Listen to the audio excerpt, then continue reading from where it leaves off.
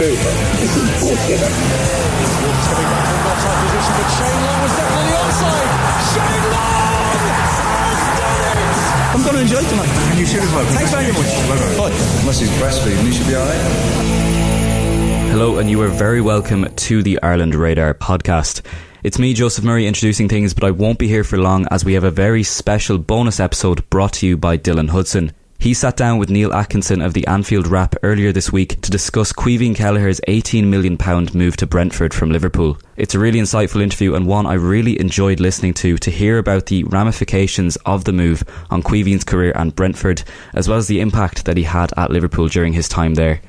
I'm really excited about this move, particularly for the impact that it will hopefully have on the Irish national team to see Caoimhin as an undisputed number one at a club for the first time in his career, and also the chemistry that he could potentially build up with Nathan Collins that we hopefully will see translate to international level. A special shout out to Dylan as well is also in order, purely because of the amount of effort that he had to go through to get this off the ground. Not only in organising the interview, but also because he had technical difficulties with his mic earlier this week that prevented him being on the last podcast, and he had to run around Bratislava in 30-degree heat to get another one and make sure that he would have some bit of equipment for this interview.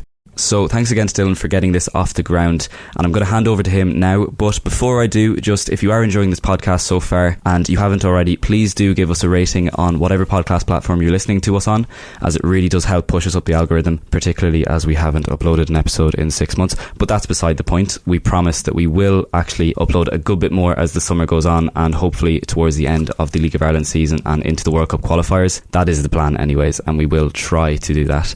But anyways, that's enough waffle from me. I'll hand over to Dylan now, and hopefully you enjoy this interview as much as I did. I'm here with the Anfield Wrap's Neil Atkinson. Neil, we're here to talk about Caoimhin Kelleher. We're only 8 days removed from Liverpool officially lifting the Premier League title. Just tell us, how are you doing?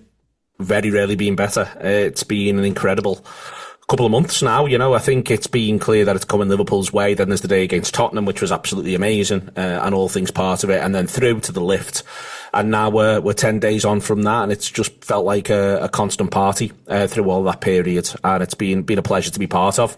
We've waited a long time for it, but first and foremost, no one deserves anything in football. You work for it as you go. And the players have been incredible all season, and they've given us some of the most fantastic days, and still revelling in and finding blissful moments about the idea of Liverpool as deserved champions. Fantastic. Well, as I said, we're here today to talk about Caoimhin Kelleher. We were lucky enough to speak to James Pearce last week, and he was telling us that a deal was looking imminent. I think Fabrizio Romano has just said today that he's completed his medical at Brentford. So it's a deal that's moved very quick. It looks like £18 million move, or €21 million, a couple of add-ons in there. Just give us your initial thoughts and maybe the reaction to this deal. Is it something you expected, and how are all the Liverpool fans feeling right now? It's something I expect him to go this summer. It would have been ridiculous, I think, if he'd have stayed one more year. And then from there, we'd have all been going, well, what's happening with him now? So it is very much the expectation was that he would leave this summer. I think he's been unbelievably loyal to Liverpool. I genuinely do think that, I don't think anyone could have asked for any more across the last couple of seasons. He's very much played his part this season. I think he ends up getting 10 or 11 appearances in the league this season, plus Champions League games as well. And as part of that, obviously last season he also gets a number of games and gets more because of the Europa League as well, which is no bad thing, I don't think, for him and for his own development. And obviously he's played a part in Liverpool winning trophies. I think he's undoubtedly been the best backup keeper Liverpool have ever had.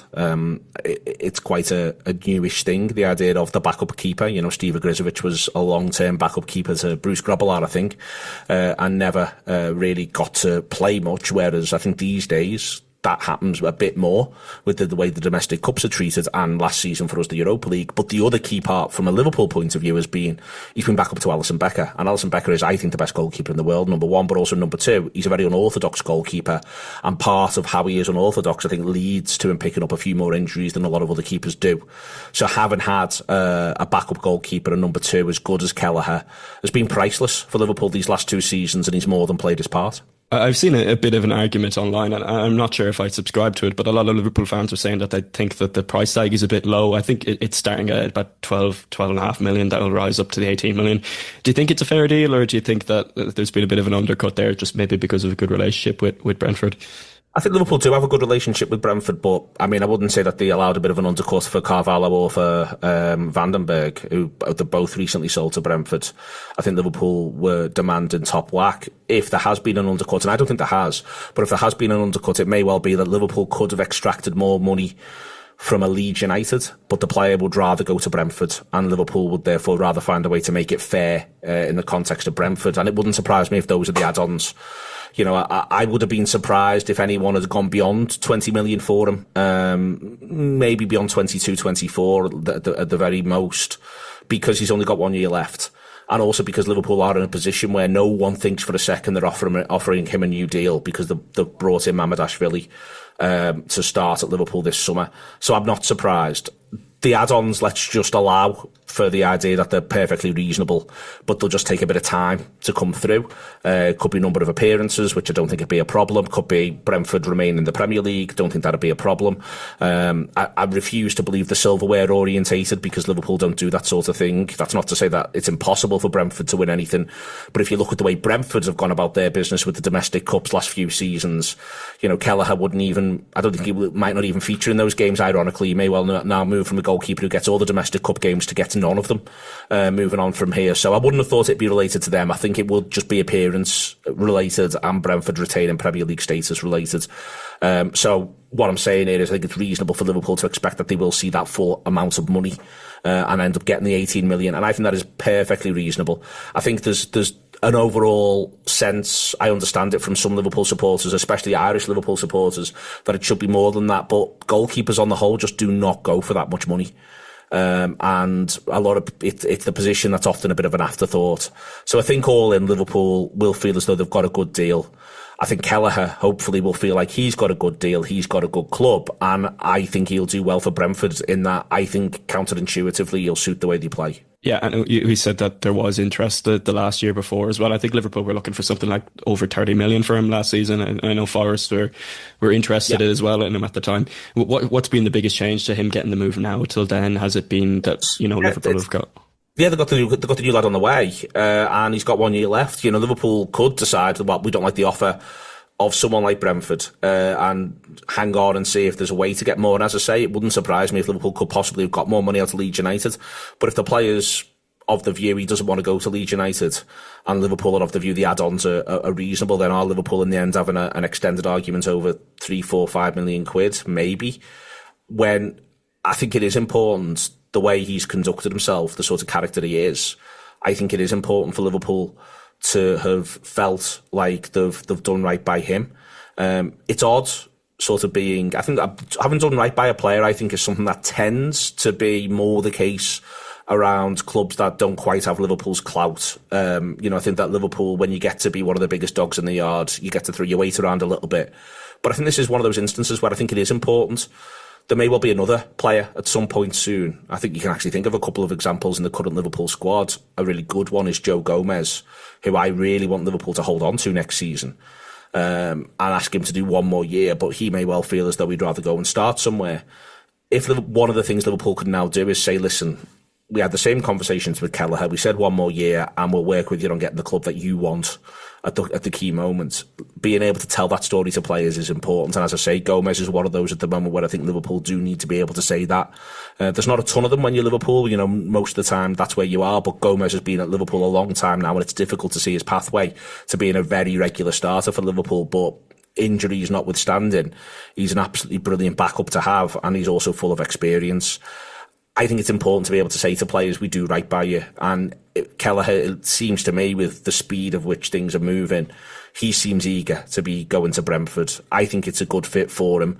I suspect it's not going to be the last Premier League club he plays for, because I think what hopefully Brentford will showcase is his ability to be, I think, a goalkeeper for a club playing regular European football. I think that's his trajectory, and that's where he'll end up. But I do think he does need to go somewhere and play full stop regular Premier League football, excel at what he's good at. The stuff that maybe there's a couple of question marks over, look to improve a teeny little bit. But I think if he excels at what he's good at, he'll be a goalkeeper for a top 10 Premier League side that has ambitions and expectations to play European football. Yeah, I think I would agree with that as well. I wrote about the situation last year where many were expecting him to leave last year. I think within Ireland camps he was making a bit of noise, but not too much. You know his character, he's a bit of a soft-spoken lad and he's not going to go, causing any problems. But I remember writing at the time that I think he was a good enough goalkeeper to play for, the teams that would pay 30 million for him, but he just didn't have the experience to showcase it. And, there's like that era that not everyone's going to pay that crazy money for, or Champions League level quality for a goalkeeper that's only, started 20 Premier League games or whatever it was. And I think him getting another 10 Premier League games, him having big Champions League moments and stuff this year has been big for him to get that Brentford move. And I would agree. I think maybe in 2 or 3 years from now, we're probably seeing him and play for a European side. I'm lucky to work with StatsBomb as a sort of a provider for us at the Anfield app in terms of some stat stuff, and the stuff they've got on him is really interesting.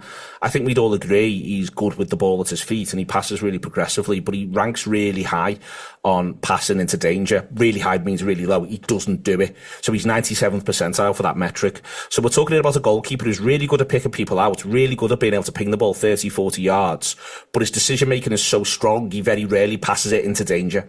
And I think that is indicative, first and foremost, of his temperament. I think his brain. I think he's got a really strong footballing brain. I've always thought that from watching him. I think he's switched on. I think he reads the game really, really well. And I think he picks his moments.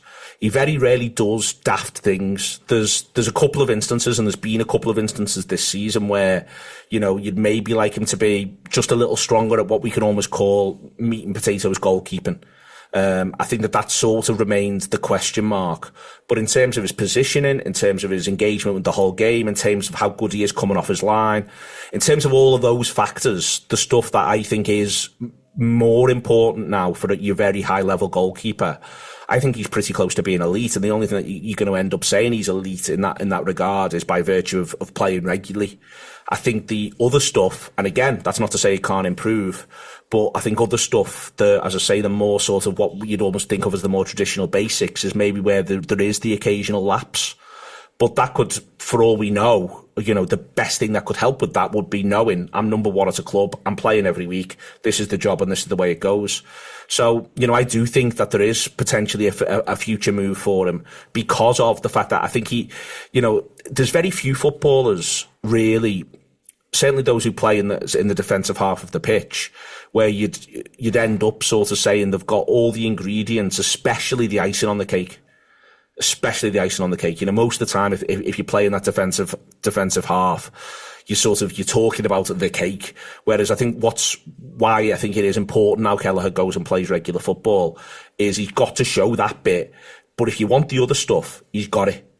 And I think if he shows that bit and manages to maintain the other stuff, and I think I can see of no reason why he can't, then as I say, I keep coming back to, I can see him playing for a side that's playing Europa League football, that maybe bobs in and out of 3rd, 4th place in the Premier League for Champions League football. I can see he's got that ability. I just think that I can see it and I can guess it, and I suspect a lot of your listeners would guess it as well. But I think if you're thinking about a goalkeeper, he's got to go and prove it. And a couple of seasons of being a good number one for Brentford and showcasing this other stuff, I think he'll see him go and get another move. But the most important thing is, the one thing that worries me is that Frank moves on from Brentford. I think he'd suit Frank down to the ground. I think Frank moving on would be my concern. But if Frank is there, and listen, I suspect I'll be intrigued as and when Frank does move on from Brentford, because I'm sure Brentford have got an unbelievable book analysing all sorts of managers. But if there's one thing we know for certain, it's that Thomas Frank is very, very good at his job. And if he wants Kelleher, and the Brentford hierarchy want Kelleher, and everyone's aligned, then they'll have a plan to get the best version of Kelleher. My one worry would be if there's a managerial shift at Brentford. Yeah, the rumours are saying that he might be off the Spurs with this kind of Postecoglou, whose future is up in the air at the moment. I mean, for an Ireland perspective as well, that's a worry for us, because also at Brentford is our centre half, Nathan Collins, who for all purposes has had a brilliant Premier League season. He played every single minute in the Premier League. Not so great for Ireland this season, but if you want to keep himself and you have Kelleher and Collins together, it'd be something that the Ireland fans would be delighted for. We say with Kelleher, he's 26 now, and we said it is the right time for him to move, but surely he's gotten, that experience under Allison, and you've got coaches like Claudio Taffarelli, in Liverpool's goalkeeping department. Surely he's gotten, a lot to learn with that, even with outside first team football. Yeah, you'd have thought so, 100%. And I think it's time for now, go and do that and show that. I think it's funny, the goalkeeper thing, because you do get the impression they are a unit. I think we can talk about, we often say younger players learn from more senior players, and I think that's the case. But I think goalkeepers learn from each other all the time. I think he has been coached by Taffarel and by other people, I'm sure, at Liverpool's goalkeeping hierarchy, John Achterberg being one as well, who moved on when Jurgen moved on. But I think that there's a thing there where the biggest thing, in a way, is that he's got to work with Alisson Becker. And, the way Alisson is, I said before about it being unorthodox, I think it's actually an under-discussed part of Alisson's game and Alisson's excellence, how much he does that other goalkeepers just don't do. And the decisions Liverpool make around what his strengths are and the trust and the bonds he's able to create with his teammates. And I think if Kelleher can do that and learn from some of that, it makes him an odd proposition, I think. And then, as I said before, I think then his all-round game is very, very good indeed. And the other thing that I'm intrigued by is I do think he's a really good one-on-one goalkeeper. I don't think he's a really good one-on-one goalkeeper in the same way I think Alisson is. I think Alisson, a lot of that is almost a combination of unbelievable physical charisma and doing the unlikely thing. One thing that I think Kelleher has in common with Alisson is there's a temperament point, which is, I think, both Kelleher and Alisson, in a bit of a different way. You said before about the idea of Kelleher being a slightly more reserved person in a number of ways. I think there is a thing with Kelleher where it's all about this air of calm, and him almost saying to a forward who's approaching him, well, what are you going to do? Not, watch what I'm going to do, which is a bit more of what Alisson's about. I'm going to come and just slap that ball away from you at the moment's of weakness. More Kelleher waits brilliantly until the last possible moment, just to force it, just to put it on that player's toes, just to say, you're going to have to beat me. I'm not going to make it easier for you. And I think, again, the more he gets to showcase that, the better. And I think the other thing I'd sort of say is, I think more last season than this, when he first got into the side last season, 23-24, a couple of those early Europa League games, he looked quite ropey, but with the regularity of football, he got settled, he got better, he grew, and I think you've seen the same thing this season. He's just sort of hit the ground running when Liverpool have had to use him. And I think the most important thing will be the first couple of weeks with Brentford in pre-season, or maybe the first couple of weeks of the season, is him just getting that certainty, getting that security, getting those regular games, understanding his teammates, and then I think you'll see the player he can be. Yeah, I think that's something we've discussed on this podcast before as well. Unfortunately, the nature of following the national team players in the Premier League is that a lot of them don't get to start regularly. But we've seen with Kelleher, like once he plays a few games in a row, like he does look like that top level goalkeeper. Now, he is leaving Liverpool now. He's leaving with a good couple of medals in his back pocket. He's got the 2 Premier League medals, he's got Champions League, and of course the cups that he was a big part of. Looking back on his career at Liverpool, what are some of the best moments you can think of? Like immediately in my head comes the penalty against Chelsea, or even the save in the Champions League this year against Real Madrid. Anything in particular that comes to your head? Yeah, I mean his record on penalties, full stop, including taking, ironically enough, is terrific. And in normal play and shootouts, and again, I think this is back to his temperament. He's got his own plan, but he does not make it easy for the taker. He looks at the taker and looks at the taker and looks at the taker and says, "You're gonna have to beat me. You're gonna have to beat me." And I think that's part of why he does so well in those scenarios. Listen, the sheer, and again, I think this is also a temperament point, but the sheer certainty with which he struck his spot kick. I'm convinced if he rolls it into the corner in that final, there's every chance Kepa then takes his and does the same thing. The knowing he almost got into Kepa's head by virtue of putting it where he put it, as if to say, that's how good I am, let's see how good you are, and then Kepa blazes it over the bar. There's a psychological element to this, and that was being showcased all the way through that shootout, and in the end, he emphatically wins the day, and that is as much his trophy as anything else. And I think that if you go sort of through this season, there have been good moments where, without him being there, Liverpool could well have found themselves in a little bit of bother. I'm struck by, his ability to have found his way of being different to Alisson. He's not tried to be the same as Alisson, but has managed to be a little bit different. And he's been around for a ton of big moments playing for Liverpool. You can go right the way through this campaign. Liverpool beat back-to-back Real Madrid and Manchester City. Late on in that game against Manchester City at Anfield, he's got to deal with a one-on-one. Virgil's made a complete pig's ear of something Virgil's knocked off, which very rarely happened this season, but he had. And then from there he is, in order to save the day at that point in time. I think, a lot of this is that people knowing that he has that reliability, that he will turn up and he will be part of that. He plays the away game against Arsenal, the 2-2. I mean, there's a bit of a thing in the back of your mind that Saka's first goal maybe doesn't happen if Alisson's there. But he makes 2 or 3 excellent saves in that game that keep Liverpool afloat, going all the way through it. He's brilliant in the League Cup final. Liverpool, the League Cup final, the 10-15 minutes before before full time in the League Cup final last season, when Liverpool are a team of children by that point, Chelsea murder Liverpool. This all got glossed over. One of the reasons why Liverpool supporters all start singing in the way in which they do and back the young footballers in the break between full time and the start of extra time is because Kelleher has just had to bail Liverpool out 2, 3, 4 times. If it wasn't for the overarching arms around the world act of Virgil van Dijk that day, that's Kelleher's man of the match. That's the second League Cup where you're able to put Kelleher's name down to it. He saves the day over and over again. What then happens is that Chelsea are terrible in extra time. Liverpool are buoyed. We all like to think by the crowd. I like to think by the crowd. Liverpool are buoyed, go on the front foot and are the better side. But it's Kelleher that's brought the ship to port to get us to that moment of full time. And he made those saves that day that kept Liverpool in that cup tie, took it to extra time, and then Liverpool went and played from there. And everyone then remembers Virgil, everyone remembers all the young players coming to the fore, but they missed the fact that without Kelleher it would never have happened. And for me, that's almost his best game. I think that's his best all-round performance, called into action over and over again, throwing everything at it, being really smart. Again, this thing I keep talking about where he makes forwards have to make their own mind up, getting out the other side of that and then being part of that whole process and part of that whole day. I think that's his best day in a red shirt. He might look back on it and say it's beating Real Madrid 2-0 at home. He might say the penalty. I think it's that one. And you said before about the medals he's leaving with. These are all medals he's played his part in. 1920 is a little bit different because he's a significantly younger lad, and I think he's third choice goalkeeper through that season.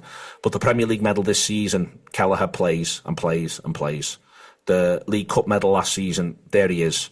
Other League Cup medal, FA Cup medal, and I mean even allowing runners-up stuff in there as well. He's been a key part of what's happened at Liverpool, and I think he may well be missed. But football moves on, and the best thing that can happen is that he moves on. And even, I suppose, if you look at when Alisson's injuries have happened in the last 2 seasons where Kelleher's got his minutes, they've all been a kind of crucial parts of the season, With this season, I would feel that a key part of, now you can disagree with me if you want, but where Liverpool pulled away or were good this year was getting points on the board early, and that's where Alisson was missing the season, He kind of did that in around that time where the Man City, Real Madrid gameplay is on, that Kelleher plays in both of them. And that's such a crucial part. You mentioned Real Madrid there as well. I think there's another European game he gets. But to be clear, when he gets his run this season in the league, the games he has are in this order: Chelsea, Arsenal, Brighton and Hove Albion, Aston Villa, Southampton, Manchester City and Newcastle United. Well, they were all top half teams, and 4 of them have all qualified for the Champions League along with Liverpool. That is, Villa came 6th. That is, they're about as difficult as a set of opponents as you could possibly have. This is the period where everyone was saying, Liverpool started well, but let's see how it goes when the fixtures get tough. Well, Kelleher's in goal for that. They draw away at Newcastle, and yes, he's at fault for the last minute goal there, but he otherwise has a good game. He's in goal for the game against City. He's in goal for the game against Villa. Both of those are home wins. He's in goal for the game against Brighton and Hove Albion. Liverpool win it 2-1. They beat Chelsea 2-1, and I think he makes a big save in that one. And they go to Arsenal and draw 2-2, and Kelleher's in goal for all of those games there. There's, when you win the league, you always pick 2 runs of games, 3 runs of games where you win a league and say that's where you won the league. But that's as core a period as any. And it's Kelleher who's in goal. And it's only really, I'd argue, that one against Newcastle in the last minute where you are a bit like, oh God, that, you'd like something a little bit better there. But then you can say that of practically any goalkeeper that's ever played the game. Let's talk about Mamardashvili a bit. I was saying that I was writing that article last year about the situation. I had the whole thing almost done, and then I see the notification on my phone. I see Liverpool are signing this Georgian goalkeeper. I was a bit shocked at the time. Was it a bit of a surprise? Was there kind of an expectation that Kelleher was just going to be number one when Alisson left? What do you make of the whole deal, really? I was a little bit surprised when it came through, but I think that Liverpool made a lot of noise last summer about how they were going to be opportunistic in the market, and this player just became available. And I think that they may well have thought, let's do it that way around. I think they also will have known they would not without saying he was going to start, be able to give Kelleher another contract. It's as simple as that. You know, I think from Liverpool's point of view, they will have known that they could not go to Kelleher and say, well, you continue to be back up to Alisson Becker. It's not fair. And he'd be wrong to have taken it. So Liverpool almost needs to get out in front of that as much as whatever's happening with Alisson, where Mamardashvili's concerned. You know, Liverpool have committed to him. I think they do feel as though he could be a starter for Liverpool. But I mean, I don't think it's going to be this season. And I think that the key part on that is I think that they'll want the current goalkeeper to have as much agency as possible. And this is, again, back to the idea of goalkeepers as units. I think that Alisson may well enjoy working with Mamardashvili this year. And it may well be that he ends up saying to Liverpool, I'm going to move on. I like this fella. Go with it. You know, supposedly he even consulted with Alisson before the signing. It is an odd position for that. I don't believe that's happening anywhere else in quite the same way. But I'd be really surprised if Mamardashvili is Liverpool's first choice at any point over the course of this season. And if Alisson Becker does want to be, then I'd be surprised if Mamardashvili is Liverpool's first choice next season. I think he's the best goalkeeper in the world, and that's what Kelleher has been behind. And that's now what Mamardashvili is going to be behind. You alluded to it earlier, but I think we'll wrap up with this one. We're saying 2, 3, 4 years in the future. Kelleher's had a few years at Brentford, maybe kind of towards the end of his career. Where do you think when he looks back kind of on his career, what do you think he would have achieved after this move? Do you think there's another bigger move for him? Do you think there's Champions League football? I think if it goes well, then I think that he'll be moving towards a club that's playing European football. I think that it's now going to, we don't know quite how this picture's now going to settle down. There was a lot of chat of Big Six in England. And I think that that's now for the birds, really. Because you're not including Newcastle and you're not including Aston Villa, and you're definitely not including Brighton. And I'm of the view that those 3 sides that I've just mentioned there are very likely to finish top half, and both have just finished with significantly more points than Manchester United or Tottenham. So, I'm quite, all 3 of those, finish with more points than Manchester United and Tottenham. So I think the Big Six sort of stuff, I don't like to use it because I just don't think it's valid. But what that does mean is that, at least at the moment, you've got a situation where there's 3 sides who I think are markedly better and likely to be markedly better than anyone else at any given moment, and that's Liverpool, Manchester City and Arsenal. Won't always be thus. Everyone's got to keep, if those 3 teams have got to keep working for that to be the case. But I feel as though, in that context, it wouldn't surprise me to see Kelleher playing for an Aston Villa team that are constantly in European competition, but 1 year in 3 they're in the Champions League. That wouldn't surprise you, and that being the sort of that exchange being possibly the level where he ends up, because he's got the other things that you need to be a top level goalkeeper. I think the most important thing that he needs to show is almost like the goalkeeper I used to talk about growing up, and it's a very unfashionable and also ages me, but as a goalkeeper like Nigel Martin, you would watch Nigel Martin, and Nigel Martin would save. He was an 8 out of 10 goalkeeper, and he would save almost everything he should save, and every now and again he would save one thing that he shouldn't. But everyone knew he was going to save almost everything he should. And that's the bit that I think Kelleher needs to go and do in order then to get that move, because the other stuff is the stuff that I think is what top clubs want from the very best goalkeepers. And I'd argue Brentford's goalkeeper's now better than Chelsea's, Brentford's goalkeeper's now better than Tottenham's. We'll see in the fullness of time whether or not that's the case. I've been lucky enough to watch him up close to think that. But I don't necessarily think that I don't necessarily think Chelsea or Tottenham's goalkeeper is better than Nottingham Forest's. So, within that, that's the thing that I think Kelleher could do with doing is looking a lot like Matt Sells, but one who's a bit better at these things.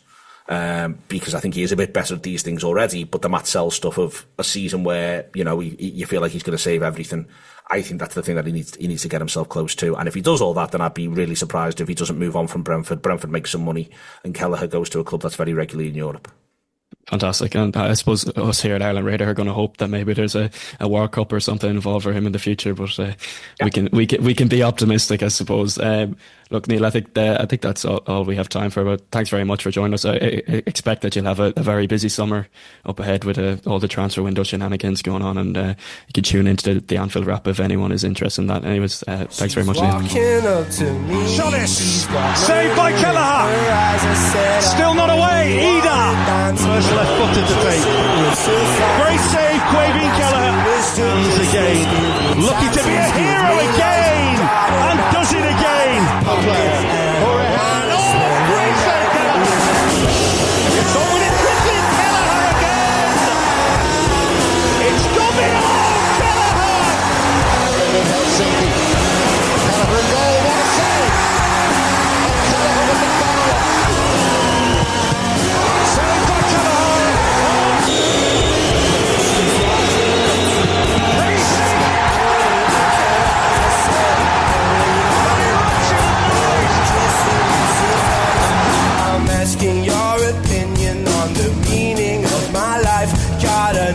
in my back pocket and I